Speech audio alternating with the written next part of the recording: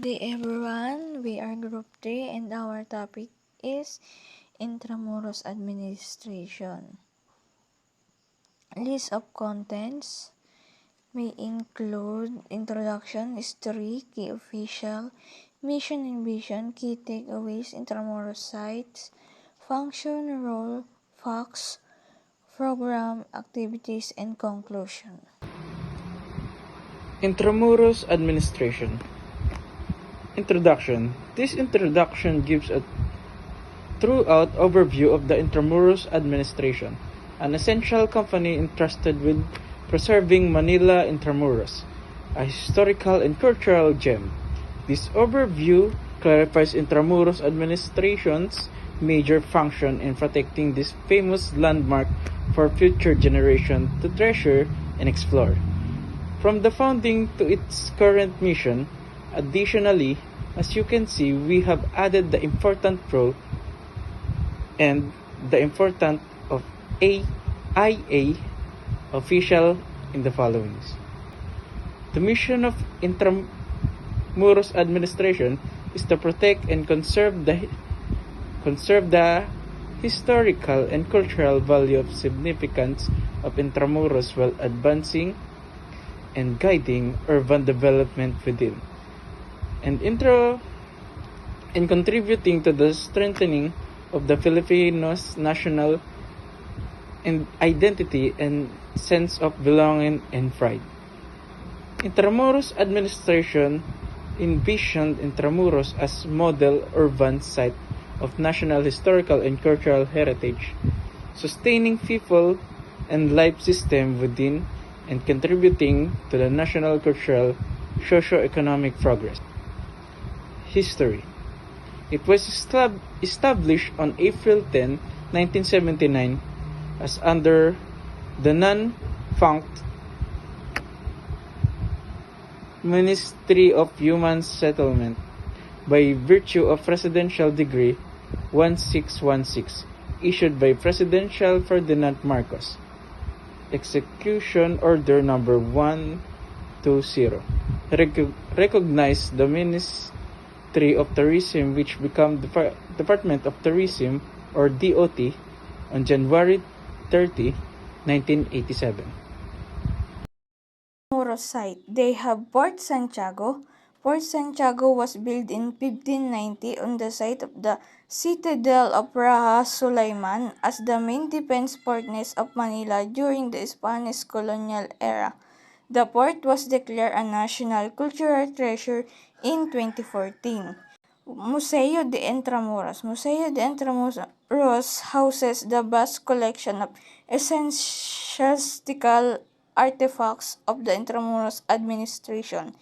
Built in 2017, the museum is a restoration of the 19th century Jesus Convent, which was destroyed in 1945 during Second World War. Baluarte de San Diego. Baluarte de San Diego is the oldest structure in Intramuros and was originally built as a watchtower in 1587. It was declared a National Cultural Treasure in 2014.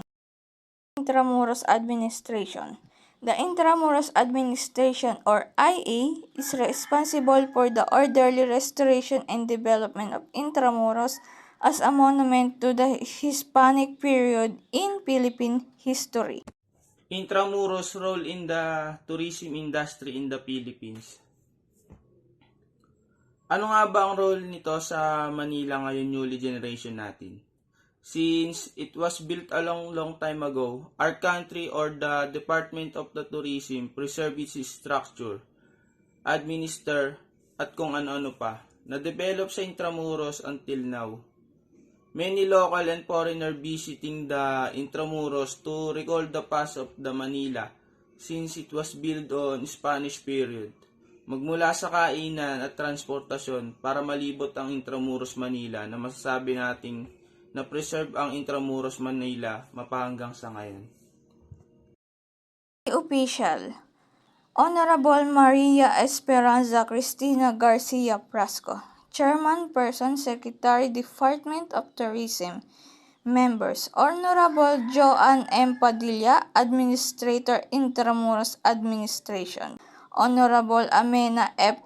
Pandangaman, Secretary, Department of Budget and Management. Honorable Jesus Crispin C. Remulla, Secretary, Department of Justice.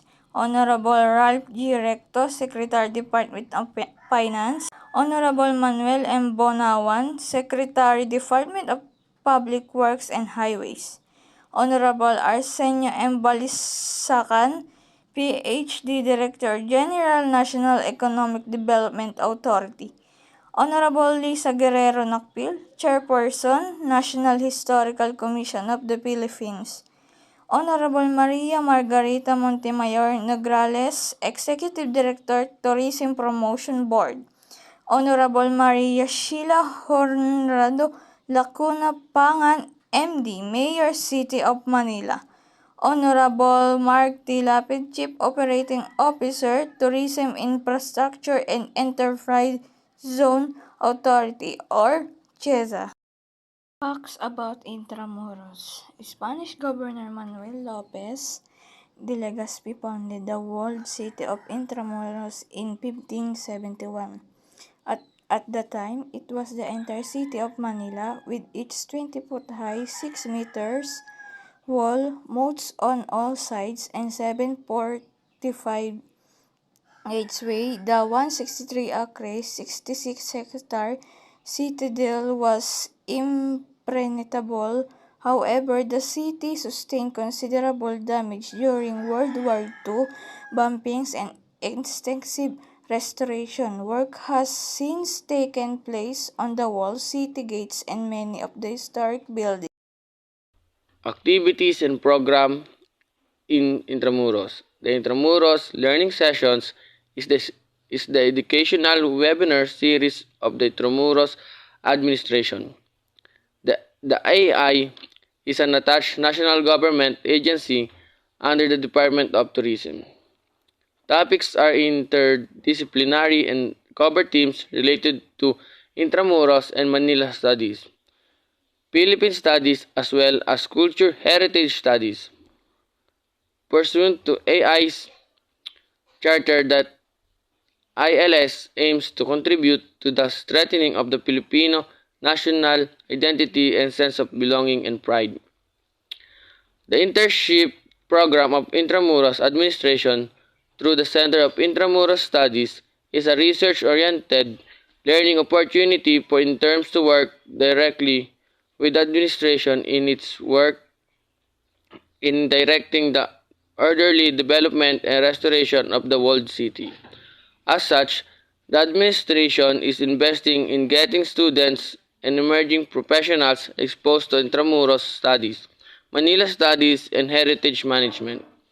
The administration's internship program challenges interns to apply and hone their current skills in the research of development. Key takeaways. The word Intramuros was named after Miguel Lopez de Legazpi, meaning within the walls, and also meaning is the heart of Old Manila.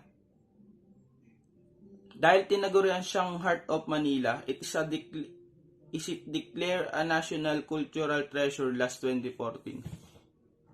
Many people can spend a few hours of walking in Intramuros, Philippines. Since the structure of Intramuros is luma na at makasaysayan na, guests are welcome to discover the old study of history about Intramuros inside its walls. Also, Intramuros built during Spanish period. Malalaman din natin na ito ay pinagdausan ng iba't ibang klase ng trabaho noong Spanish period. Conclusion. The Intramuros is a historic wall that plays an important role in defining the culture and values of Filipinos. Today, Intramuros functions as a historical site and a popular tourist spot. The walled city of Intramuros is a vestige of the Spanish regime's 300-year colonize of the Philippines. It remains a relevant setting of history and continues to become an exemplary site for understanding the Spanish influence on Filipino identity.